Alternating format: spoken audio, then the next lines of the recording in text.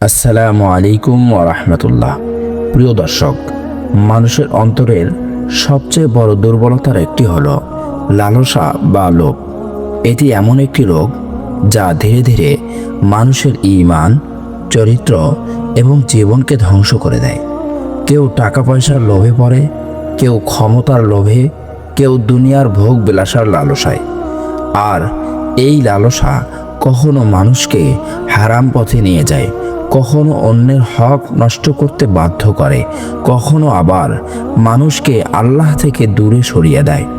আজকের ভিডিওতে আমরা জানব লালসা কি, ইসলাম লালসা সম্পর্কে কি বলে, লোভের ভয়াবহ পরিণতি, একটি বাস্তবধর্মী শিক্ষামূলক ঘটনা এবং কিভাবে এই রোগ থেকে বাঁচা যায়। লালসা কি? লালসা মানে হলো যা প্রয়োজনের চেয়ে বেশি পাওয়ার তীব্র আকাঙ্ক্ষা। অর্থাৎ আল্লাহ তাআলা যা দিয়েছেন তাতে সন্তুষ্ট না থেকে আরও চাই, আরও চাই, এই মানসিকতা হলো লালসা।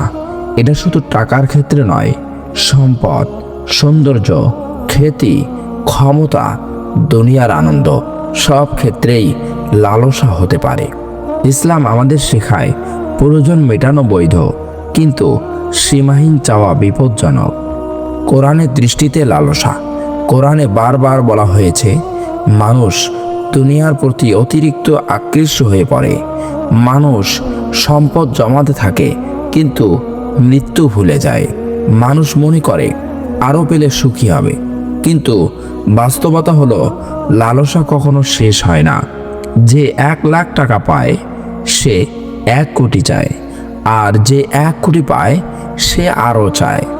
এই কারণে ইসলাম কানাআত তথা সন্তুষ্টি শেখায়। হাদিসে লোভের ভয়াবহতা, হাদিসে বলা হয়েছে মানুষের যদি সোনার একটি পাহাড় থাকে সে আরেকটি চাইবে। অর্থাৎ মানুষের চাওয়ার শেষ নেই। এই সীমাহীন চাওয়াই তাকে অশান্ত করে।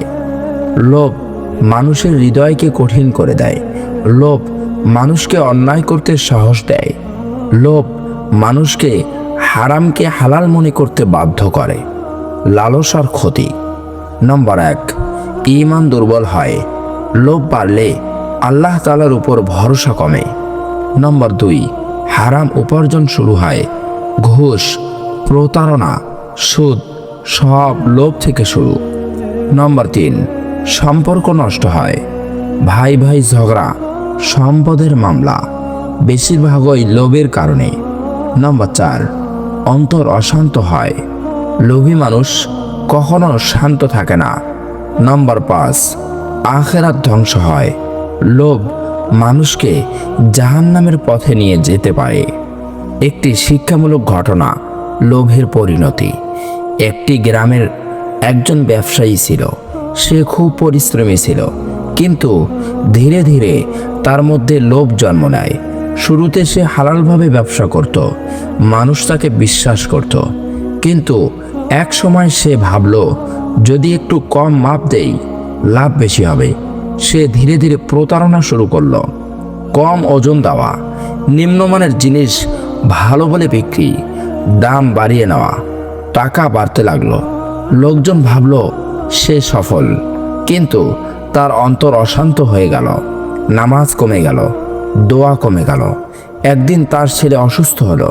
অনেক টাকা খরচ করেও সুস্থ হলো না।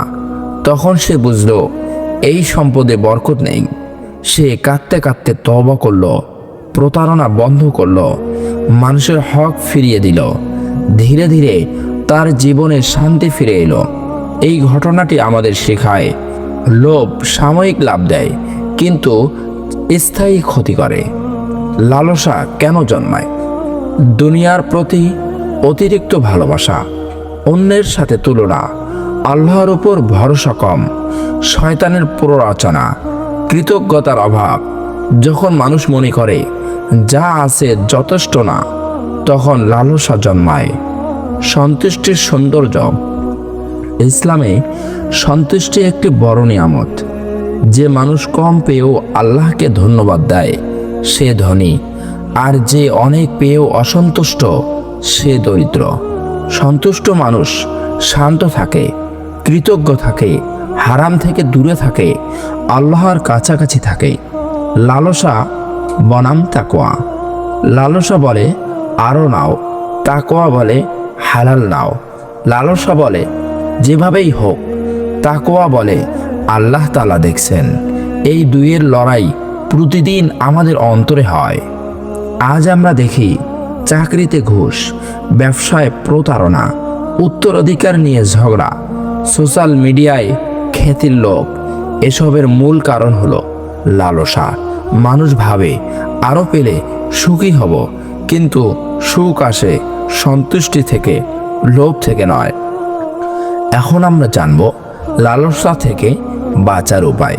নম্বর 1, আল্লাহর উপর ভরসা, রিজিক আল্লাহ তাআলা দেন। নম্বর 2, কৃতজ্ঞতা, যা আছে তার জন্য শুকরিয়া। নম্বর 3, দান সদকা, দান লোভ কমায়। নম্বর 4, মৃত্যু স্মরণ, সব কিছু রেখে যেতে হবে। নম্বর 5, সরল জীবন, কম চাওয়া মানে বেশি শান্তি।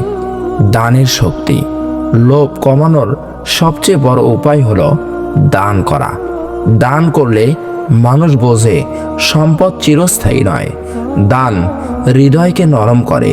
দান আল্লাহর রহমত আনে। দুনিয়া একটি পরীক্ষা। এই দুনিয়া আমাদের পরীক্ষা নিচ্ছে, আমরা লোভী হব নাকি সন্তুষ্ট। সম্পদ খারাপ নয়, খারাপ হলো সম্পদের প্রতি লালসা। আখিরাতের দৃষ্টিতে লালসা। আখিরাতে সম্পদ কাজে আসবে না, কাজে আসবে হালাল উপার্জন।